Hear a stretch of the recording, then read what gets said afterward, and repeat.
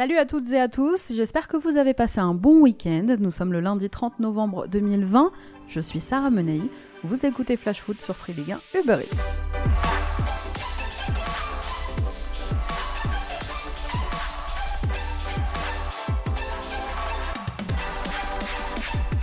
Dans un instant, on revient sur tout ce qu'il ne fallait pas manquer de cette 12e journée de Ligue 1, mais avant ça, place à notre fait du jour, Paris qui ne rassure pas. À 3 jours d'affronter Manchester United en Ligue des Champions, c'était pourtant nécessaire. Tenus en échec par les Girondins de Bordeaux samedi soir, les Parisiens viennent d'enchaîner un deuxième match sans victoire en Ligue 1. À l'image de son attaquant Kylian Mbappé, c'était bien compliqué face aux Bordelais. L'attaquant du Paris Saint-Germain traverse une passe difficile et même s'il revient de blessure, ses deux prestations coup sur coup contre le RB Leipzig la semaine dernière en Ligue des Champions, puis là contre Bordeaux samedi, ont confirmé qu'il était dans le dur. À l'aube d'une rencontre capitale pour l'avenir des Parisiens, le Français s'est procuré de grosses occasions avec l'opportunité de tuer le match, mais non. Finalement, Mbappé ressort de cette confrontation avec quelques doutes. D'ailleurs, en Ligue des Champions, il n'a plus marqué non plus depuis près d'un an. Et puis, au-delà des buts inscrits, il faudra quand même courir plus à Old Trafford parce que les balades sur les replis défensifs, eh bien, ça risque de se payer cash. On écoute Thomas Tuchel samedi soir après la rencontre. Je ne peux pas expliquer maintenant parce que je ne peux voir aucune raison pourquoi on a complètement arrêté de maîtriser ce match-là. C'est incroyable parce qu'on a totalement contrôlé. Mais encore, comme à Monaco, on a oublié de tuer ce match. On a oublié de faire des buts, plus de buts. 3, 4e, 5e, c'était possible. Mais le deuxième mi-temps, on a manqué tous, c'est clair.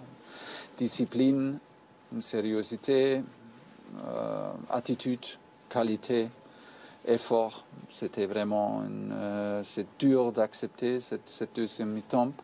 Et pour ça, on a perdu le deuxième mi-temps mérité. Je ne vais pas vraiment dire, mais c'est difficile d'analyser parce que pour moi, il n'y a aucune raison. Score final 2 partout entre Parisiens et Bordelais. Et sachez que les Moncuniens se sont eux imposés 3-2 en Première Ligue hier après-midi sur la pelouse de Southampton avec un doublé signé Edinson Cavani. Vous le voyez venir vous aussi ? Alors, il s'est passé plein de choses encore ce week-end en Ligue 1, une 12e journée marquée par des hommages un peu partout à Diego Maradona. Et on commence par Strasbourg qui a tenu tête à Rennes. 19e, les Alsaciens restaient sur 3 défaites de suite et devaient absolument se rattraper. C'est Adrien Thomasson qui, dès la 24e minute de jeu, est venu délivrer ses partenaires. Premier but de la saison et premier but depuis le mois de février pour Thomasson, fin de la disette. En infériorité numérique pendant près d'une heure après l'exclusion de Stefan Mitrovic, les Alsaciens n'ont rien lâché, pourtant ils ont souffert, surtout en seconde période où des Rennais ultra dominateurs ont réussi à égaliser grâce à Adrien Hunou. Score final 1 partout, Rennes pouvait espérer plus, alors si l'entraîneur breton a quand même ramené un point de la Méno, il n'a pas du tout aimé l'attitude de ses joueurs en première période. Ouais, je suis déçu de notre première mi-temps, très déçu de notre première mi-temps, ou en tout cas des 35 dernières minutes de la première mi-temps. On avait bien entamé la rencontre. Et puis on a arrêté au bout de 10 minutes, voilà. On a arrêté de jouer sur la largeur, on a arrêté d'aller créer de la supériorité numérique sur les côtés, on a pu gagner de duels. On a été en retard dans beaucoup de domaines, voilà. Ça a été trop insuffisant. Puis en supériorité numérique, on a pris le contrôle total du jeu, on a joué dans leurs 40 mètres, on a égalisé, on a frappé le poteau, on a eu les situations pour l'emporter. Mais voilà, la première mi-temps me reste en travers de la gorge. Oui, on manque de constance, voilà. Trop de décalage à l'intérieur des matchs, il y a trop de décalage entre les matchs pour qu'on soit régulier. Donc on a ça à régler. Oui, c'est possible. C'est vrai qu'on a un groupe très jeune, mais voilà, je pense qu'on est aussi en capacité de faire autre chose. Quand je vois l'intensité qu'on a mis mardi tout le match et le décalage qu'il y a avec la première période d'aujourd'hui, il y a beaucoup trop d'écart. Il y aura pour les Rennais un match très important mercredi soir en Ligue des Champions sur la pelouse de Krasnodar. Déjà éliminés dans la compétition, les hommes de Julien Stéphan pourront au moins espérer décrocher un billet pour l'Europa League. Samedi après-midi, c'est l'Olympique de Marseille qui s'est pris un petit coup de pression avant de prendre la direction du Vélodrome où ils affrontaient le FC Nantes. Les joueurs marseillais ont eu la visite de supporters au centre Robert-Louis Dreyfus. Des supporters marseillais venus leur faire part de leur mécontentement. Et la pression a peut-être du bon, puisqu'avec un bon Michael Cuisance et un bon Valentin Rongier, entre autres, les Marseillais se sont finalement imposés 3-1. Et après Jonathan David la semaine dernière avec Lille, eh bien enfin, il était attendu, le premier but de la saison pour Dario Benedetto.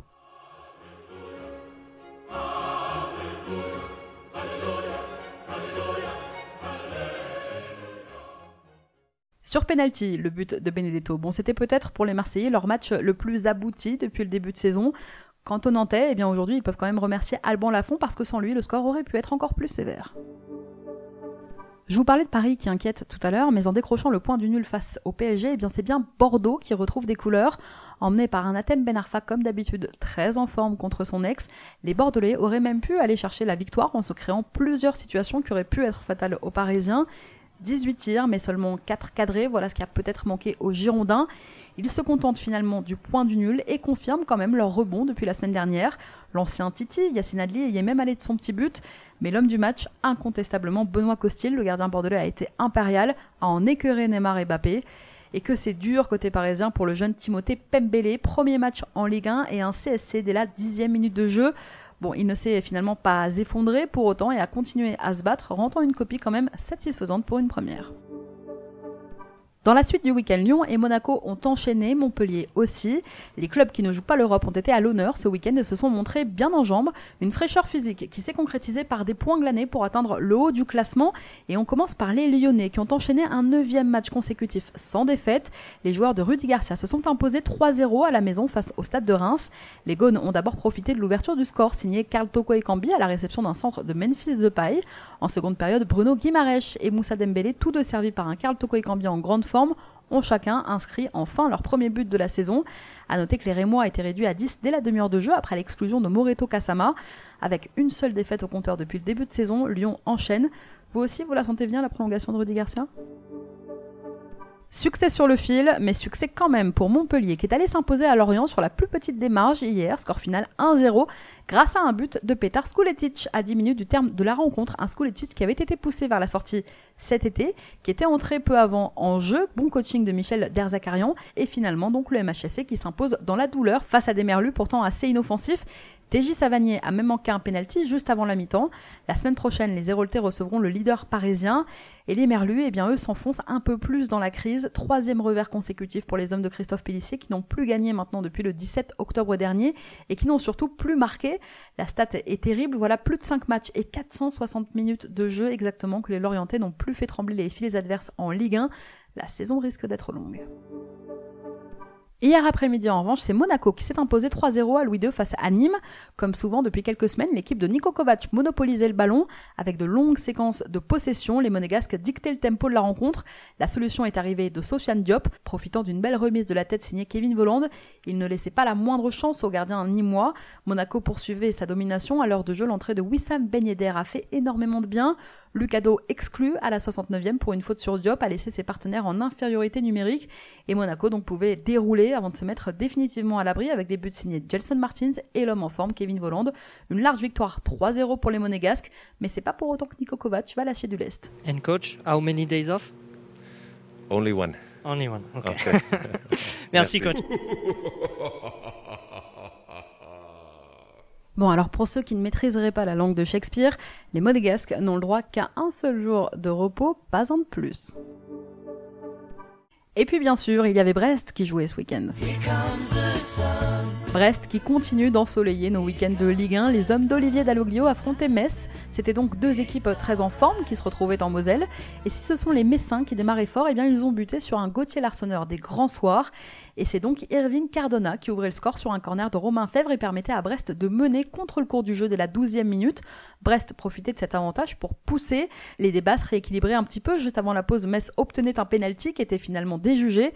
Et en seconde période, eh bien, les Brestois prenaient véritablement l'avantage. Cardona s'offrait un doublé, score final 2-0. Dans un match très rythmé, c'est Angers qui a battu Lens 3-1. Le SCO marquait avec une magnifique demi-volée de Mathias Pereira Lage à 30 mètres des buts dès la 22e minute de jeu. Quelques secondes plus tard, Gaël Kakuta délivrait un caviar sur la droite de la surface à Arnaud Kalimwendo qui ne se faisait pas prier pour égaliser. Au retour des vestiaires, les Angevins reprenaient l'avantage sur corner. Stéphane Bauken coupait mi-talonnade, mi-extérieur du pied droit au premier poteau sur un corner d'Angelo Fulgini venu de la gauche. Un but magnifique. Et si Lens poussait ensuite pour revenir, eh bien ça n'a pas suffi puisque c'est Pierrick Capel qui a marqué un 3e but dans le temps additionnel. Score final 3-1 donc pour les hommes de Stéphane Moulin. Elle est là, enfin, la première victoire dijonnaise de la saison. Vendredi dans Flash Foot, on vous conseillait de ne pas rater ce match et on avait raison. En s'imposant 3-1 à Nice, le DFCO a remporté son premier succès de la saison. Une vraie bouffée d'oxygène après 11 journées sans succès. Alors ce succès est aussi le premier à l'extérieur pour Dijon depuis plus d'1 an. Il fallait remonter à septembre 2019 pour voir les Dijonnais s'imposer hors de Gaston Girard. Bravo à eux. Et bien ce week-end, c'était malheureusement plus pigeon qu'aiglon pour les supporters niçois. Un doublé de Baldé, un but de Muzinga qui ont ruiné les espoirs des hommes de Patrick Vieira. Rien ne va plus à Nice qui enchaîne une 4e défaite de suite, toute compétition confondue. C'est la crise. La réduction de l'écart signé Gouiri sur pénalty à la 80e ne changeait strictement rien pour les Niçois. Une réaction trop tardive et la contre-performance est totale. Grand ambitieux devenu profondément malade. L'OGC Nice et son projet Ineos aujourd'hui donc est en crise. Patrick Vieira serait menacé à en croire les informations de l'équipe. Ces semaines seraient comptées. Enfin, hier soir, en clôture de cette 12e journée, c'est Lille qui a calé face à Saint-Etienne. Match qui marquait les retrouvailles entre Christophe Galtier et les Verts. Mené dès la demi-heure de jeu après un pénalty transformé par Wabi Kazri. Le Tunisien marquait son 3e but en 4 titularisations à domicile avec les Verts cette saison. Pénalty qui a suscité la surprise des joueurs lillois, mais aussi de bon nombre d'observateurs qui ont eu du mal à comprendre la décision de Monsieur Bastien. Les Dogs ont tout de même réussi à égaliser à la 65e. Bouraki Elmaz, passeur décisif pour un très joli but de Jonathan Iconé. Le Turc Yilmaz devient le premier joueur de Lille à être impliqué sur au moins un but lors de 7 matchs consécutifs depuis 13 ans. Score final 1-1, les Stéphanois se rassurent un petit peu. Après 7 défaites consécutives en Ligue 1, les Verts stoppent l'hémorragie. Pourtant, ils ont logiquement souffert, notamment après l'entrée en jeu de Youssouf Yazidche, bien en jambes. Eh bien, ils ont tenu, les Verts, score final donc 1-1. Un choc dimanche prochain dans le cadre de la 13e journée attend les Lillois puisqu'ils reçoivent Monaco. Je vous rappelle que tous les buts du week-end sont à retrouver sur votre appli Free Ligue 1 Uber Eats. Un point sur le classement maintenant, ça se bouscule en tête. Si Paris reste premier à l'issue de cette 12e journée, 4 équipes leur collent au basque. Malgré leur match nul à Geoffroy Guichard hier soir, Lille reste 2e, mais manque l'occasion de rejoindre le PSG en tête. Grâce à leur victoire contre Reims, ce sont les Lyonnais qui grimpent sur la 3e marche du podium. Monaco est 4e.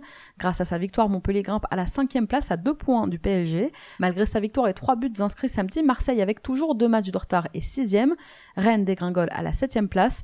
Et la belle remontada, eh bien, elle est quand même pour les Angevins qui se retrouvent 8e aujourd'hui, eux qui flirtaient avec la zone rouge il y a à peine quelques semaines. En bas, grâce à la défaite des Lorientais, les Rémois évitent la zone rouge de justesse. L'équipe de David Guillon est 17e aujourd'hui.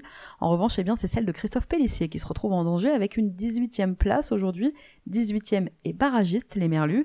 Malgré un nul pour Strasbourg et une première victoire de Dijon, eh bien, les deux équipes restent respectivement à la 19e et à la 20e place du classement à l'issue de cette 12e journée de Ligue 1. Mais si le DFCO reste dernier, il s'est rapproché quand même à grands pas de ses concurrents pour le maintien, puisqu'il ne figure plus qu'à 2 points de Reims qui est 17e. Allez, on passe à notre déclat du jour. Elle est signée Laurent Blanc. C'est mon cœur qui parle. Et vous avez un chef d'espoir qui est une grosse bite. Faut pas avoir la grippe. Ni la gastro. C'est que ça qu'a dit. Invité de l'émission Téléfoot dimanche matin, Laurent Blanc avait laissé croire qu'il était prêt à mettre un terme à sa carrière de coach. Je cite, « Plus le temps passe et moins j'y crois ». Alors est-ce que j'ai fait une croix ? Eh bien le football est en train de prendre une direction qui ne me plaît pas forcément, mais c'est comme ça. Alors forcément, après de telles déclarations, certains ont interprété cette position comme un abandon. Sauf qu'aujourd'hui, dans les colonnes de l'équipe, eh bien Laurent Blanc a tenu à préciser ses propos. « Je n'ai pas fait de croix sur le terrain, je n'arrête à rien du tout ». Bon. On essaie de suivre, hein, Laurent, mais c'est compliqué. Pour rappel, Blanc n'a plus coaché depuis son limogeage du Paris Saint-Germain en 2016. Il a bien eu des sollicitations pour reprendre du service, mais aucune ne l'a séduite. Et la fois où il a failli reprendre, et notamment en Ligue 1, eh bien on lui a préféré un autre homme, en l'occurrence Rudy Garcia à Lyon. Tu le sais, je te l'ai dit dans la colline. Mais j'adore. Je t'aime d'une façon que c'est pas possible de le dire. Et tout le temps je te vois, tout le temps je te parle.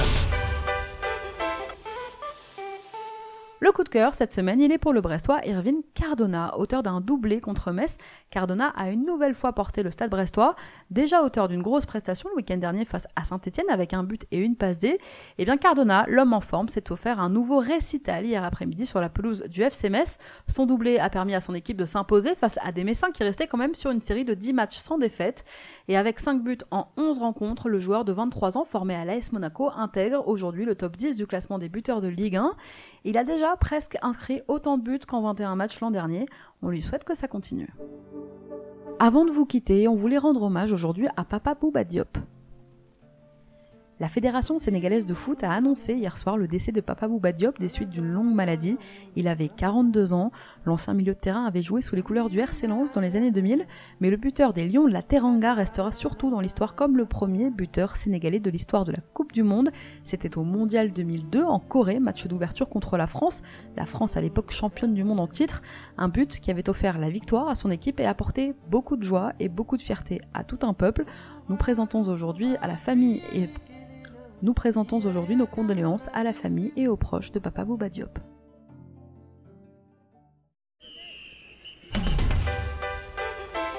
Merci à tous d'avoir été avec nous, c'était Sarah Menei. Vous écoutiez Flash Foot, on se retrouve demain.